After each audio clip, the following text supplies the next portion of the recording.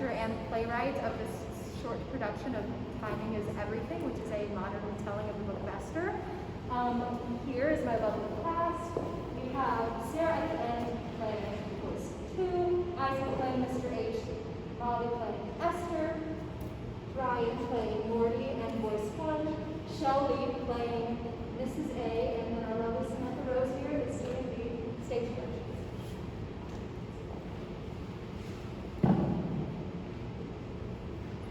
Darkness. A single spotlight on Esther. Her head is facing downward. Voices in the darkness surround her. As each voice speaks, their hands appear to surround her frame. You're pathetic. Everybody hates you. You're the worst. You'll never make it. We're all disappointed in you. You've ruined us all. Enough! Second spotlight instantly flashes on Mrs. A, who is standing on one side of Esther. Her head is simultaneously snapping up. You are not forsaken. You are chosen. Third spotlight comes up on Morty, who is on the other side of Esther. You are so much more than people make you out to be. Don't ever doubt your self-worth. Everyone freezes, except Esther. There's a time to speak, and a time to stay silent. However, today is not one of those days. The hands slowly pull away, freeing. Today is the day I speak truth. Today is the day I speak for those who can't speak for themselves. Today is the day I free myself from these dark chains that hold me back. My name's Esther, and this is my story. Everything shifts on stage, and the two other spots fade as Esther walks forward. Morty exits, but Mrs. A stays on stage in the background, watching. I was a junior in high school when I lost my parents due to a car crash. It was a struggle, a whirlwind of emotions, but somehow I got through it. Truthfully, it was all thanks to my Uncle Morty. Without him, I'm not sure what I would be now. Slowly, the lights come up to reveal the setting around Esther. Upstage right has one long table with Mr. H standing directly behind it, while downstage diagonal's back is filled with students sitting in metal chairs. All right, everyone, take your seats. I have a big announcement to share with you all, and I'm sure you're all going to be just as excited as I am. Esther goes and takes a seat as students continue to chat. Quiet down, please. I said quiet down! Instant silence. Much better. Thank you. Esther turns and speaks to the audience. This is the drama teacher, Mr. H. Let's just say, this is him on one of his better days. She turns back to listen. Now, as you may know, we have 2 big opportunities for our department this year that will surely put our small town name out there. Not only will we be hiring interns for our summer program this year, but we are also forming our own music troupe. Cue excited chatter among students. This will be a turning point in our school's history. If you are interested, which why wouldn't you, come and grab a form to fill out. All students rise and rush forward to grab a sheet, aside from Esther, who is talking to a friend. What do you think, Esther? Are you going to try out? An internship and a chance to be in a music group? Why not? Ensemble member hands Esther a paper before the scene once again shifts. The table stays in the same position, but the chairs shift into one long row as all students take a seat. One at a time, each student does an audition of sorts. A light shines on Mrs. A. However, what Esther didn't know was that all of this would slowly become her undoing. The light fades off of Mrs. A. All right, Esther, you're up. Once in place, everything around Esther freezes, and she's now speaking to herself as she slowly walks forward to place her paper on the table before Mr. H. Prior to this moment, I was told I wasn't good enough by this same man. Indirectly, of course. This moment means everything to me. A moment to prove myself that I am good enough to be here. Esther then takes a few steps back. Everything in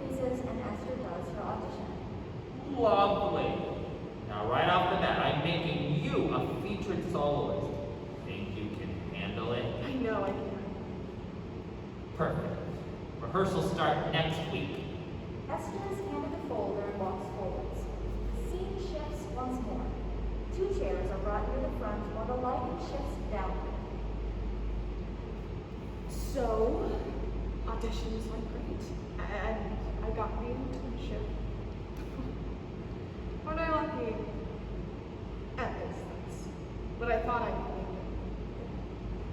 Hey, I'm proud of what I've got, right? Esther then walks over to one of the chairs, sitting down. She has a folder in hand and is writing in it. It's in this moment Mrs. A stands from where she's located.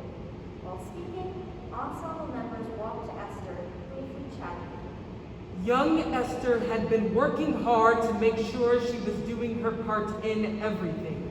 Over the course of the next few weeks, she'd been translating music for her internship, while also staying highly devoted to her music troupe. Mr. H enters. Immediately, the ensemble leaves Esther and walks over to Mr. H, discussing some things. However, during this time, things slowly started to take a turn. After Mrs. A finishes speaking, Mr. H walks towards Esther in a fury. Esther, just what you think you are doing? Looking up from her work. Oh, Mr. H, I was just taking a bit of a break and writing. You know what? I don't care. Explain something. Why is it whenever I've seen you as of late, you've been anything but your normal self? Mr. H sits in a chair beside Esther, making her uneasy, but the scene freezes. This program was highly based on favoritism and was very competitive. Since Esther's parents passed, she has her enthusiasm to maintain said favoritism. This hasn't gone unnoticed though. Her fellow interns were taking this opportunity to make her life as hard as possible by making it seem as though she wasn't doing any of the work by taking on all of the tasks that needed to be accomplished. Let's just say it hasn't gone unnoticed. Esther and Mr. H unfreeze, and the scene continues. You've been slacking off. You haven't been doing your part, and you seem to be completely avoiding your peers. Just what has gotten into you? I'm sorry you think this. I'm a bit confused. I know I might seem a little different, but wouldn't you be the same if you just lost? All I'm hearing are excuses. Now, don't get me wrong, I trust you, but as a leader to others, I'm not so sure. You've been lazy, and one of the worst interns here. Everyone is angry at you for not doing your part, and frankly, so am I. You've not only ruined yourself, but you're affecting your peers as well. And I can't have this kind of behavior around you. If you don't shape up soon, your theater days will be over. For good. A spotlight instantly shines on Esther. Mr. H is peering into the darkness. She's facing the audience with shock. How did it come to this? Am I really useless? I don't know what to believe anymore. I thought I put my heart and soul into everything I was doing, but now.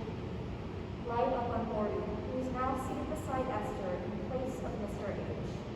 Esther, there's no need to be so hard on yourself. But Uncle Morty, you know I care for all these people around me. I always have. And for what? For them to go and turn their backs on me. All I wanted was some sympathy. Losing my mom and dad, and now. Listen, Esther, you're a good kid, no doubt about it. You don't have a bad bone in your body, so I wouldn't take what he said to heart. Those closest to you know who you are, and that's what matters. I don't even know what to do. It breaks my heart to see you this way, but I know you. You are strong. You can get through this, and you will. You'll just have to be more cautious the way you go about things from now on.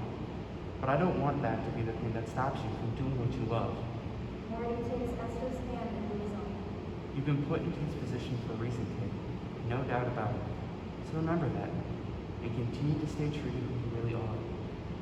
The stage fades to black, except for one spotlight still on Esther, who gets up and moves to center stage, audience. There's a shift in lighting to a green color, and everyone is moving around her. Pathetic. Disgraceful. Despise. Disappointment. Failure. These words are being said on the street with a whisper as Mrs. A steps out the shadows, watching Esther's 100 minutes play out. The choreography happens while Esther is in the middle of it all. Pathetic. Confusion rendered me speechless. As the world I once knew disintegrated into oblivious, of which I cannot subdue. Offended by your words, I was left broken and alone, resentful towards being an unwanted stepping stone, unloved, unappreciated. The loneliness consumes me. All the hate that I debated made me feel stranded at sea, indignant that I could not defend, although I know that the hurt will eventually end. Ensemble and Mr. H. voices continue their chant on repeat, now gradually getting louder. Enough! Mrs. A snaps her fingers, and everyone around Esther freezes. Esther continues to face the audience as well as Mrs. A. My dear Esther, you have nothing to fear. How? How is there nothing to fear? All the hateful words and threats given to me, how do I ignore that? How are they not true? For they say I am all of these things. Is it not true? I don't know what to think of myself anymore. Esther, I see all and I know all. I have been with you every step of the way. I have not left your side even for a moment. If that's true, then tell me, why am I here? What's my purpose in all of this? You need to learn that timing is everything, that everything happens for a reason. You were placed in this situation for such a time as this, to not only grow yourself, but to help those around you as well. But how? What can I do? Be a light of encouragement. Spotlight comes up on Morty, who has now entered on stage. All ensemble members stand up straight facing the audience. Mr. H is still frozen, and the lights that are on him fade to black. As each voice speaks, Esther looks to each person. You are strong, Unique, brave, inspiring, talented. creative. Loved.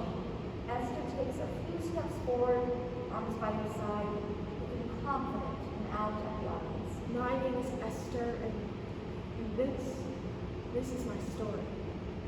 Lights fade to black.